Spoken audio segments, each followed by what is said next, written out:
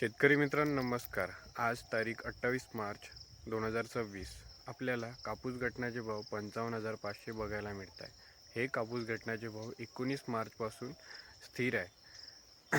आपण 19 मार्चला सांगितले होते की कापूस विक्रीला आता आपण काढू शकतो, हळूहळू आपला कापूस काढू शकतो. आणि काही शेतकरी मित्रांनी आपला कापूस हळूहळू आपल्या बाजारपेठेत काढला पण असेल. आता शेतकरी मित्रांनो, आपण या व्हिडिओमध्ये जाणून घेऊ की हे कापूस घटनाचे भाव म्हणजेच कापूस बाजारभावसुद्धा कशाप्रकारे आणि कोणत्या कारणांमुळे वाढले हे आपण या व्हिडिओमध्ये जाणून घेऊ.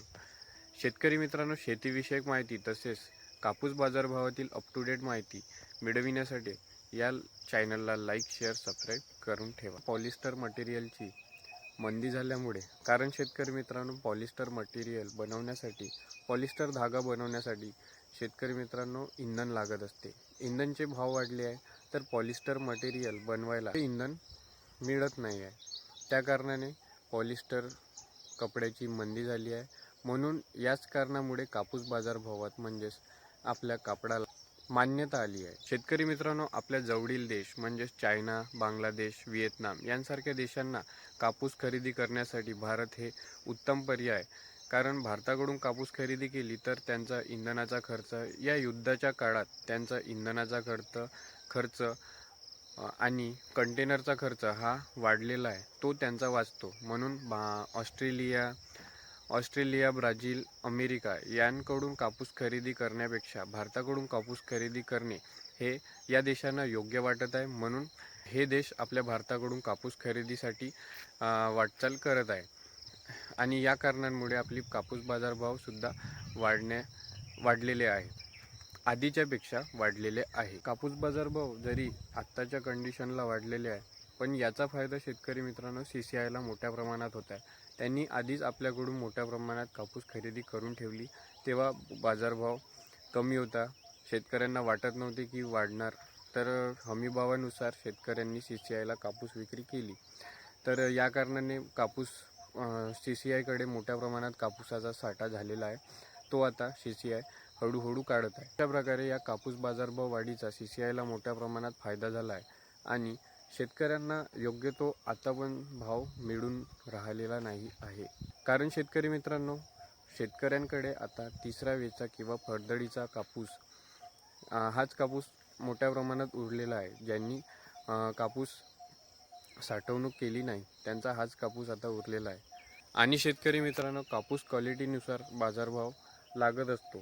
तर तिसरा आणि फरदडीचा कापूस क्वालिटी हे थोडी तेवढी ही क्वालिटी तेवढी नसते, जशी पहिल्या वेचेची असते कापूस क्वालिटी तेवढी याची नसते. तर याचा भाव थोडा कमीच लागत असतो. तर मित्रांनो, कापूस बाजारभाव कोणत्या कारणांमुळे आणि कशाप्रकारे वाढले हे आपण जाणून घेतले. आता आपण आजचे कापूस बाजारभाव जाणून घेऊया. शेतकरी मित्रांनो, ज्या जिनिंग्स असतात तालुकास्तरीय, शेतकरी मित्रांनो ज्या जिनिंग असतात तालुकास्तरीय, इथे आपल्याला 7,500 ते 7,600 भाव बघायला मिळतो. पण हा भाव शेतकरी मित्रांनो मोठ्या प्रमाणात लागत नसतो. सर्वसाधारण भाव हा 7,200 चांगल्या कापसाला लागत आहे. 7,000 7,200 चांगल्या कापूस क्वालिटी असूनसुद्धा हाच भाव लागत आहे. शेतकरी मित्रांनो, आपल्याला जी अडचण आहे, आपल्याला कर्ज भरण्याची जी अडचण आहे, ते भरण्यासाठी आपण या 3-4 दिवसात मोठ्या प्रमाणात शेतकऱ्यांची गर्दी जिनिंगमध्ये होती. तर याचा व्यापाऱ्यांना मोठ्या प्रमाणात लाभ झाला. त्यांनी भाव वाढी केली नाही आणि 7,000 7,200 हा भाव लावण्याचा प्रयत्न केला. 7,000 चांगल्या कापसाला, आणि जो थोडा लो क्वालिटीचा कापूस आहे त्यांना 6,500 ते याच दरम्यान भाव लावण्यात आला. तर अशा प्रकारे व्यापारीसुद्धा आपला फायदा काढत असतो.